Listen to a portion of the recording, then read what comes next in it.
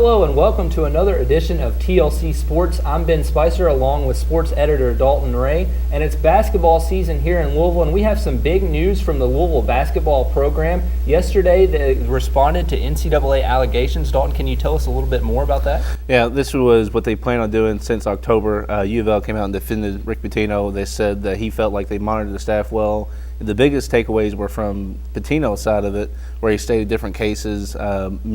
He interviewed many coaches, former and current, and then interviewed the student athletes who lived in minority. And some of the more interesting takeaways were that the players that knew or the student athletes that knew didn't tell Pitino, and they came out and said they were trying to protect McGee, and they just didn't come out and tell Pitino because they knew what would happen. And another interesting part of it is one of the recruits was actually turned away by the strip shows and everything like that. He didn't like that about the university, so that's one reason he didn't commit.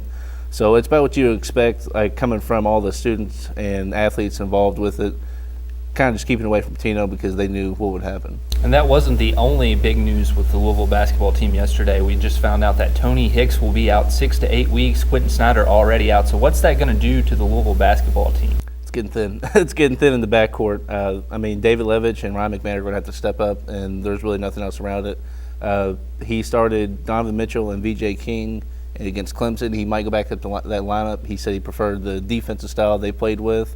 But, when you're down to 3 guards in your team, all 3 of them have to play, and it's just that simple. Yeah, especially with NC State coming up on Sunday. It's going to be a tough matchup for them. They have a very good point guard. But for the women's basketball team, you mentioned the defense. For the men's team, it's been all offense for the women's team. They're beating teams by an average of 17 points. I guess when you have 3 superstars on the team, that's expected. Right, and like I said, it's all led by Asia Durr, and then she's had, I think it's 6 or 7 20-point games this year. She's really just dominating. And then you got Maishan Talon just being the same player she was last year, and then you add in the person that could do it all, Mariah Moore. This basketball team, they're really hot. They've beat 4 top 25 teams already, and they're going to run into some more before the regular season ends. Clemson and Pittsburgh coming up for the women's basketball team, so 2 easy games, I guess you could say, before they hit the tough stretch of the schedule. Thank you guys for tuning in to our edition of TLC TV Sports, the first of this spring semester. We hope you'll check it out next week.